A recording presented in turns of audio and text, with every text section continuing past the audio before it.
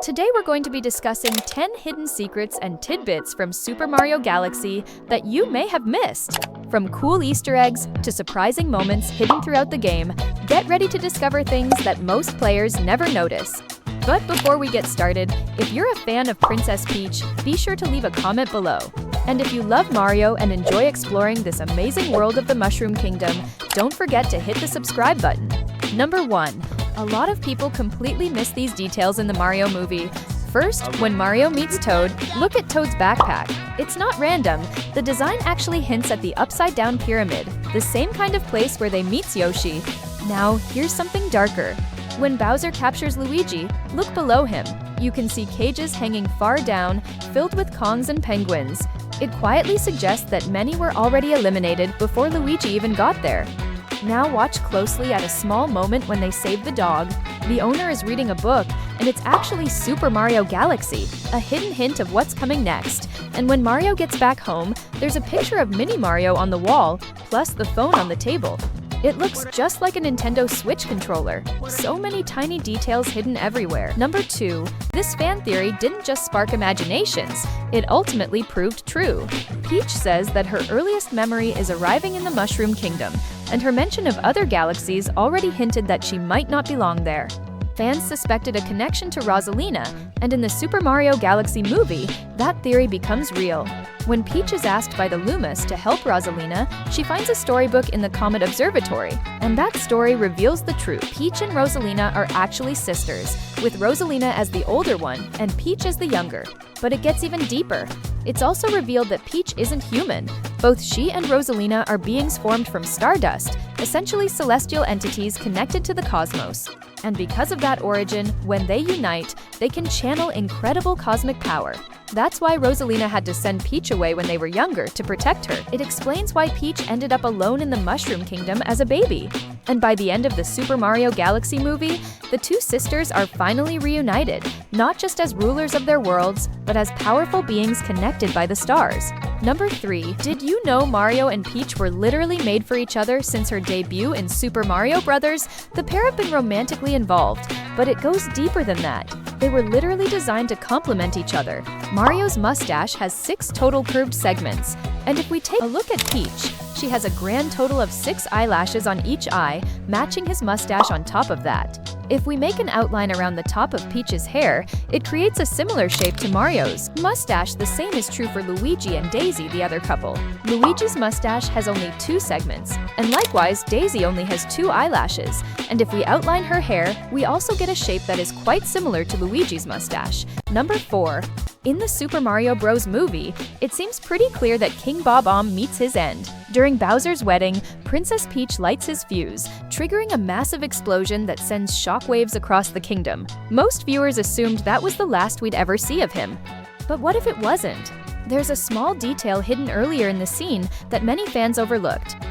Just before the wedding ceremony begins, King Bob-omb is sitting between 2 Koopa Troopas. If you watch closely, one of the Koopas starts repeatedly bouncing back and forth. At first glance, it looks like a random background animation, but longtime Mario fans might recognize something familiar.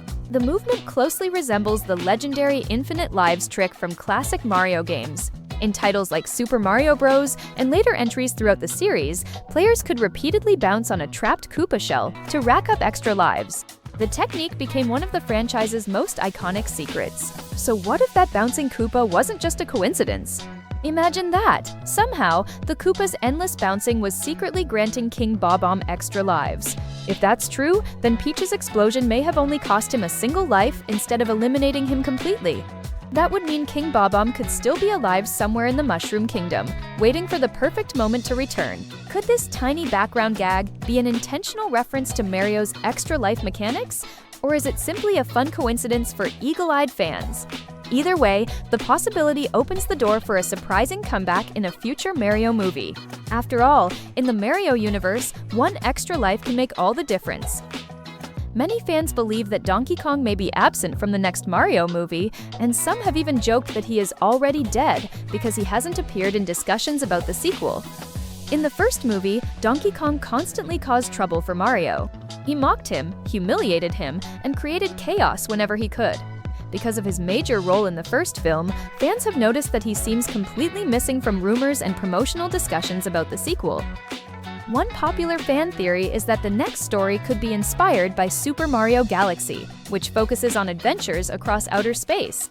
Since Donkey Kong is traditionally associated with jungles, islands, and tropical settings rather than galaxies and space travel, some fans think Nintendo may have left him out because he doesn't naturally fit the cosmic theme.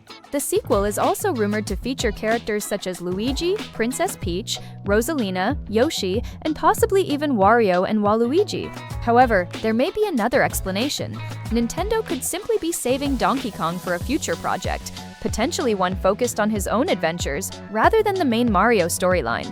Number 5. And one more awesome detail. When Peach gets ready for the final battle, she switches into her classic outfit from the games, a perfect throwback for fans.